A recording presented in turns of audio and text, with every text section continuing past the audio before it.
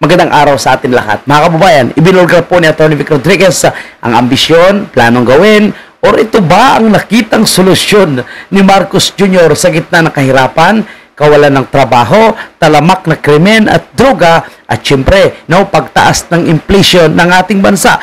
Ang apekto po nito ay mahal na mga produktong pang-agrikultura, mahal na presyo ng bilihin. Pero bakit ito pa ang naisip ni Marcos Jr. na gustong bumili ng F-16 fighter jet? Abay, napakamahal nito ha, mga kababayan po natin, na nagkakahalaga ng 5.58 billion. No? Anong gusto ni Marcos Jr.? No? Makikipagdigma po ba tayo sa ibang bansa samantala yung mga tao ay gutom? Sige po, pasok, Atty. Vic Rodriguez. 5.58 billion pesos worth, $1 billion. Yung tama, no? 5.58 billion ang halaga po ng isang piraso na F-16 fighter jet na binibenta ng Amerika. Ito sinasabi ko ha, bago natin ibalik kay Atty. Vic Rodriguez, no?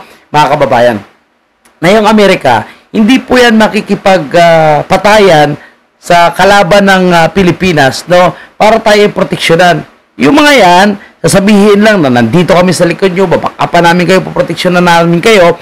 Pero ang pakay talaga nila yan, bintahan po tayo ng mga gamitang pandigma. O, tingnan nyo, di ba? At hindi pa tayo nakasigurado kung F-16 fighter jets na yan ay brand new ba? O baka ito ay sikunan? O ito ay ipapautang sa atin. Pero, babayaran naman ng ating gobyerno. No? Tandaan natin, mga kababayan, no? Napakalaki pa yung ginastos nitong si Bongbong Marcos sa pagpapadala kay President Duterte sa dahig. No, mas inuna niya pa na ipolitika ang pamilya Duterte kaysa tugunan ang talamak na kahirapan na nangyayari sa ating bansa. Iba talaga, no, pag wala sa katinuan. Di ba? Balik tayo kay Atty. Vic. 5 peso ko ng peso, pasensya na ho kayo dahil masyadong mahirap ng bilangin. Yung 5.58 billion dollars. $5.58 billion worth of F-16 jet. Yung eroplano po na matulin, yung mabilis, yung pandigma, yung kumikitil, sumisira ng buhay at kinabukasan ng mga at hindi lamang ng kabataan kundi ng sino mang mamamayan ng kung anumang bansa. F-16 jet, panukalang bilhin ng Pilipinas, ang halaga po nito ay $5.58 billion at ito po raw ay ito para hindi tayo magkamali. Ayon sa justification na aking pong nabasa sa ating pagsasaliksik, bakit ba sumagi sa isip ng gobyerno na tayo po ay bibili ng F-16 jet? Ang dapat kinukumpuni at ginagawang tama at naayon sa ating saligang batas ay yung pagpasa ng tamang taunang budget, hindi yung F-16 jet. According to the United States Defense Security Cooperation Agency. Ito po ay nalathala sa online ng CNN. United States Defense Security Cooperation Agency. Pakinggan po ninyo yung pangunahing dahilan nila. The proposed sale, yung panukalan daw pong pagbebenta ng F-16 jet ng Amerika sa Pilipinas, will suportahan yung foreign policy and national security. Hindi po ng Pilipinas, kung hindi ng Estados Unidos. Pakinggan po niyo mabuti yung kanilang inilathalang pahayag. Ang kanila pong justification dito sa panukalang bumili tayo at bebentahan tayo ng F-16 jet. Ang pinag-uusapan muna natin ay ayusin yung ating taunang budget. Nauwi po tayo dito sa F-16 jet. And their justification, the United States Defense Security Cooperation Agency, ang kanila raw pong panukala ay proposal ay upang suportahan ang foreign policy at national interest ng Estados Unidos, hindi po ng Pilipinas.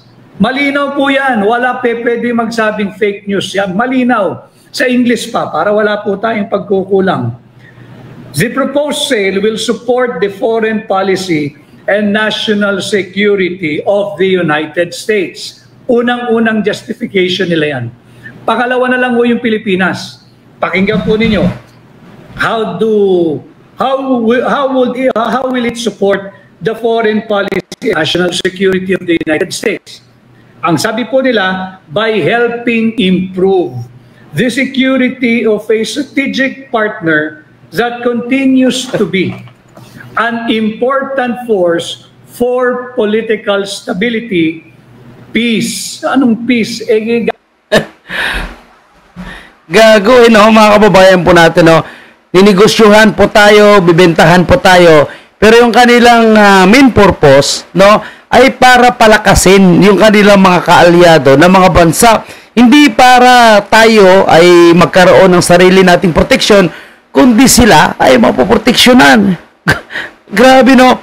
Kung gusto pala nila tulungan, yung mga strategic partner nila, which is kabilang po yung Pilipinas, dapat sila yung magpo-provide, no, ng mga kagamitan. Dahil kung tutuusin, hindi naman tayo makikinabang dyan. Dahil unang-una, hindi naman natin kailangan kung tutuusin lang, ha. Dahil kahit gaano karami yung fighter jet na po yan, mga kababayan po natin, no, kung ang taong bayan naman nagagamit niyan, no, gutom. So, palagay ko, unahin siguro natin yung mga internal problem ng ating bansa. Tsaka na lang po tayo siguro bibili ng mga ganyang high-tech na mga kagamitan na pandigma, no? Kapag sobra-sobra na po siguro yung pera, no, ng gobyerno natin. Pero ang dami pa nating utang na babayaran. Yan, dagdag utang na naman yan, no? Tandaan natin, wala po tayong pera ngayon. Kaya nga nagbenta nga si Marcos Sr. ng ginto. Kaya nga kinuha nila yung pera sa PhilHealth, no? Dinivert nila, ginamit daw po nila sa infrastructure, pero hindi natin alam kung anong klaseng infrastructure dahil wala naman tayong nakikita, no? Yung pera sa Maharlika Fund mukhang nalusaw na lang, no? So napakaraming pera yung nasasayang at nawawala, tapos gutom pa rin yung nangyayari sa ating bansa. Pero yung ating gobyerno, itong si Marcos Jr. o yung pamunuan ng kanyang Armed Forces of the Philippines, no, bibili pa ng mga ganitong klaseng F-16, no, na napakamahal. Di po pa, mga kababayan natin. Tapos ang plano pala para palakasin lang yung Amerika, no? Kaya gusto nila tayo bumili para yung kanilang strategic partner ay magkaroon ng kagamitan. Hindi para sa personal nating defensa, kundi para sila din ay lalong lumakas. Idi wow. Gamit pandigma ito and economic progress in Southeast Asia. Pangalawa lang po na naisip nila, bakit kinakailangan daw tayong tulungan? Pero pangunahin sa kanilang agenda ay upang suportahan ang foreign policy at national interest ng Estados Unidos. Ito po ay imposing sa Pilipinas na tayo ay bumili sa kanila ng gamit pangdigma, ng armas o aeroplanong pandigma, aeroplanong militar, yung F-16 jet. At ang layunin ay hindi po para paprotektahan ang ating territorial integrity, hindi po para protektahan ang ating independence at sovereignty, kung hindi galing mismo ito sa bibig ng United States Defense Security Cooperation Agency upang daw pong suportahan ang foreign policy at national interest ng Estados Unidos. Grabe, no? Nababaliw na talaga ito si Marcos Jr., no? Alam mo, ito yung pinakaayaw ni President Duterte, no? Nauunahin mo yung interest ng mga dayuhan kaysa interest ng mga Pilipino. Kaya inaakusahan nila yung mga DDS, yung mga Team Duterte, no, na maka-China, no, makapili. Pero tingnan mo, nakikita natin sa kanilang pagpapatakbo ng gobyerno ngayon, sa kanilang foreign policy. Ang sabihin nila, hindi nga po sila pro-China, no? Ayaw nila sa China, nagkakaroon ng xenophobia sa China, no? Sinisiraan ng mainstream media, ng Kongreso ang China. Pero tingnan nyo kung saan sila ngayon, di ba? Nagpapakontrol sila sa Amerika. So, ito yung ayaw ni President Duterte. Kaya si President Duterte, ang gusto niya lang talaga is pro-Pilipino. Hindi siya pro-China, nakikipagkaibigan lang, hindi rin siya pro-Amerika, nakikipagkaibigan lang, hindi rin siya baka pro-Europe, hindi rin siya baka pro-Southeast Asia, kundi nakikipagkaibigan lang. Ayaw niya po yung nagpapakontrol sa mga dayuhan. Pero tingnan nyo ngayon ang ginagawa ng Marcos administration. Mas inuuna pa yung kapakanan ng dayuhan kaysa mga nagugutom na mga Pilipino. Di ba? No? Tama, mga kababayan. Bakit kinakailangan kaming bumili ng isang armas mula sa inyo, kagaya ng F-16 jet? Wala nga kaming pera. Yan, tama. Iba, nagbenta na nga ng ginto o inuhugot na lahat na pera na nandyan sa mga government-owned corporation. Naubos na lahat ni Marcos eh. Yan mo, inuutosan sila na ibalik yung pera ng PhilHealth. Ang sabi naman ng kanyang finance secretary, ibabalik by 2026 pa. Oh, di ba? Kasi nilustay na po nila.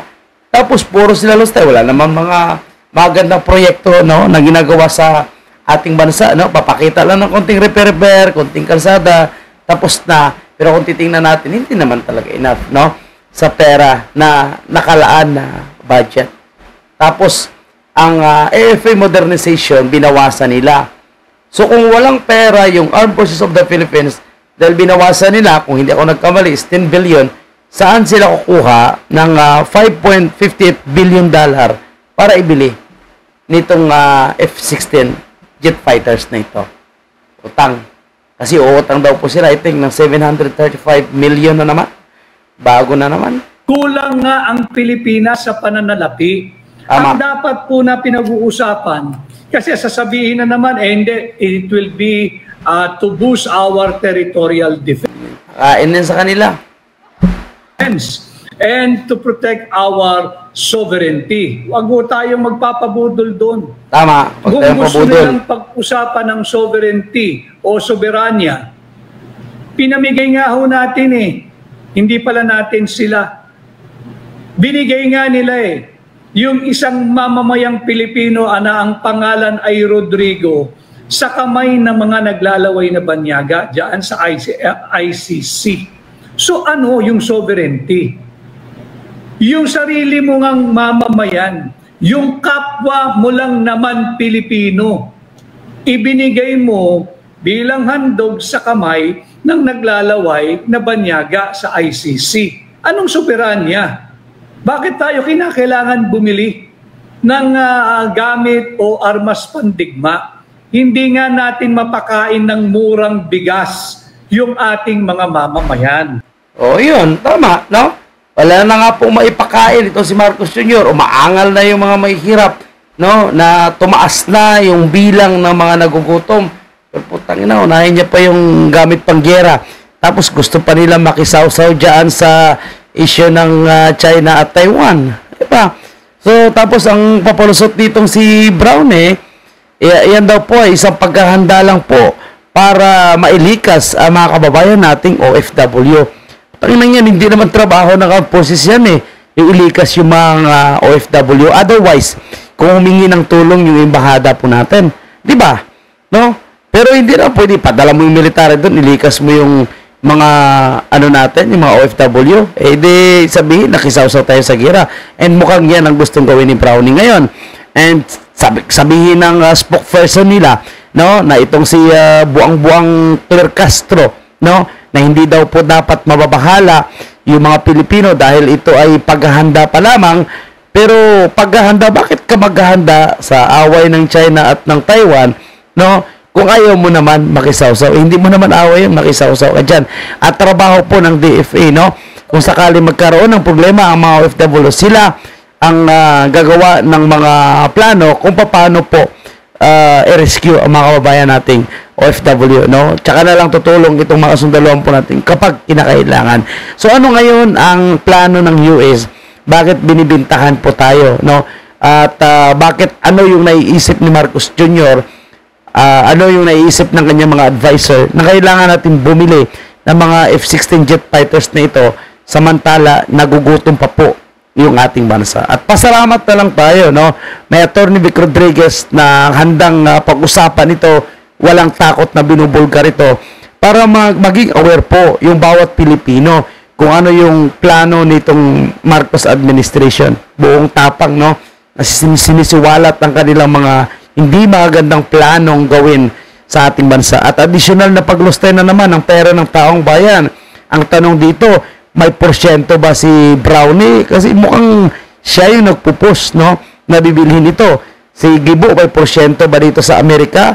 Bakit mukhang pinupush nila ito kay Marcos Jr. na bibilhin itong napakamahal, no? Na nagkakahalaga ng $5.58 billion, no? Na jet fighter na ito. Grabe, no? So, kawawa talaga yung mga Pilipino ngayon sa pamuno nitong si Marcos Jr. Kaya sa darating na eleksyon, no, responsibilidad po natin, kung gusto natin yung tunay na pagbabago, suportahan po natin yung 10 senatorial candidate ng Team Duterte at yung mga party list na naka-align po sa Duterte. Ganon din yung mga local official, congressman, gobernador, mayor, konsihal, no? Lahat yan sila board members. Suportahan po natin basta't naka-align sa polisiya ni President Duterte, no? Na independent foreign policy, malinis na panggobyerno, at syempre, no, wakasan itong talamak na pagkalat na naman ng droga sa ating bansa. Salamat po, Atty. Vic Rodriguez. Mabuhay po kayo. Suportahan po natin, Atty. Vic Rodriguez, number 56 sa baluta sa pagkasenador sa darating na eleksyon at buong team PDP. Hindi lang para pagbigyan po natin ang hinihinging pakiusap ni President Duterte na suportahan ng kanyang iniendorso, kundi maproteksyonan din against sa mga buhaya ito si Vice President Sara at ang interes ng sambayan ng Pilipino. Maraming salamat. Mabuhay po kayong lahat.